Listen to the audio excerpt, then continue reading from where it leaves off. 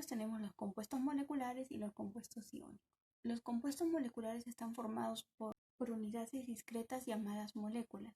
Es la unión de dos átomos no metálicos y se unen por enlace covalente, ¿no? Para ser más gráficos, vamos a utilizar este modelo en el cual dibujamos la órbita con los electrones, ¿no? En este ejemplo,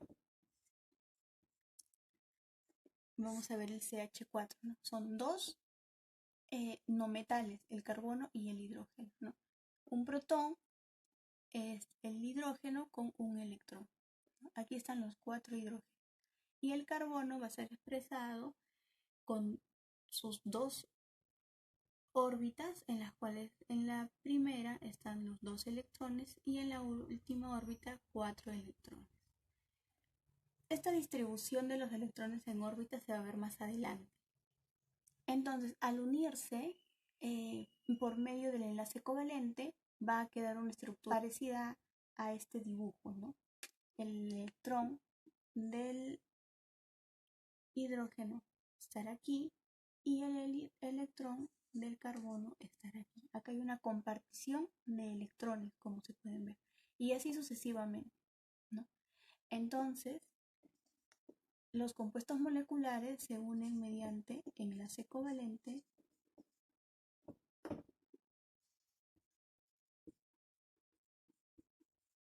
y hay una compartición de electrones.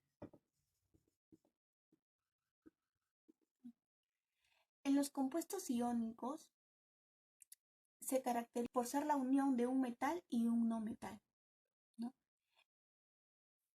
Y se unen por fuerzas electrostáticas, ¿no? Un ejemplo, vamos a poner el cloruro de sodio, ¿no? El sodio tiene 11 protones y en su última órbita tiene un electrón, ¿no? Y el cloro tiene 17 protones y en su última órbita tiene 7 electrones, ¿no? Entonces, al unirse, estos compuestos se unen por fuerzas electrostáticas y hay una transferencia de electrones. El sodio, al unirse con el cloro, va a donar su electrón al cloro. Entonces, el sodio se va a convertir en un catión y el cloro se va a convertir en un anión. Entonces, ellos se unen por fuerzas electrostáticas y hay una transferencia de electrones. Estos moleculares son compuestos que están formados por no metal más no metal y las partes más pequeñitas se llaman moléculas, ¿ya? Se llaman moléculas.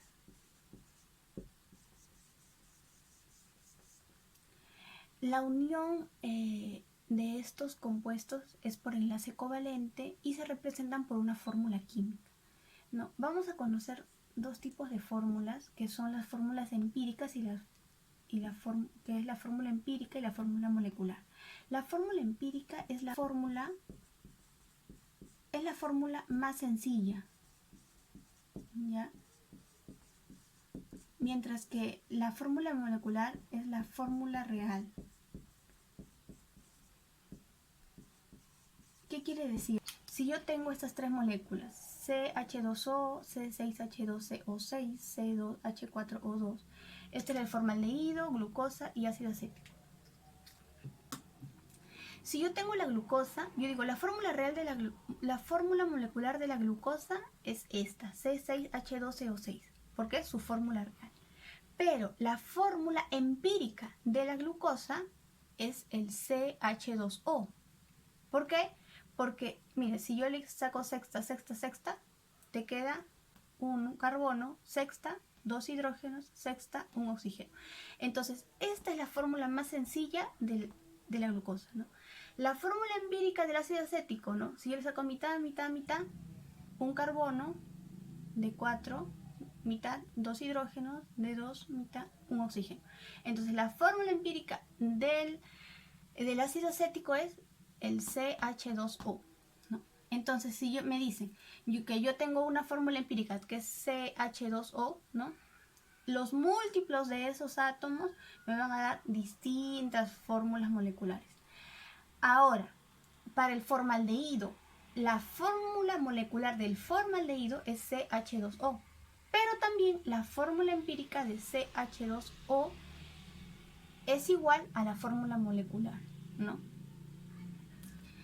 Entonces, para tenerlo en resumen, entonces la fórmula empírica es la fórmula más sencilla. Y es importante eso porque después, teniendo la fórmula más sencilla, vamos a poder hallar diferentes fórmulas moleculares, ¿no? Después lo vamos a ver.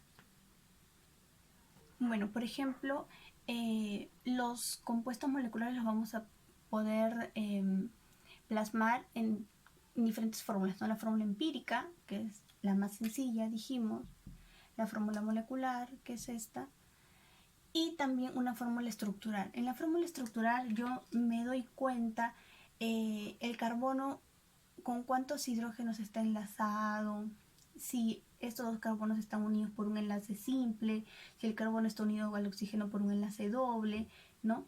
Entonces ahí acá yo me doy cuenta de qué tipos de enlaces hay, simples, dobles, triples, ¿no? Y también hay otra manera de representar que es una fórmula estructural, estructural condensada, ¿no? Para no dibujar todos estos enlaces, entonces lo que yo hago es poner CH3, porque el carbono está unido a 3 hidrógenos, pongo el carbono, que está aquí, que está unido a 2 oxígenos y H, ¿no? Entonces más o menos esta fórmula estructural condensada es así, ¿no? Y me da una idea de quién está unido con quién. Después vamos a ver que estas formas estructurales también se pueden dibujar por diferentes modelos, como el de bolas y barras, ¿no? O el modelo de espacio lleno, ¿no? Que son bolitas más grandes. Los compuestos iónicos están unidos por un metal y un no metal. La unión de estos compuestos son por fuerzas electrostáticas de atracción. No metal, generalmente vamos a poner ya, el no metal es el metal es el M de metal. Entonces, el compuesto iónico que es por un metal y un no metal, pongámosles MX, ¿no? El metal tiende a perder electrones, ¿no? Y el no metal tiende a ganar electrones. Entonces, el metal se va a convertir en un catión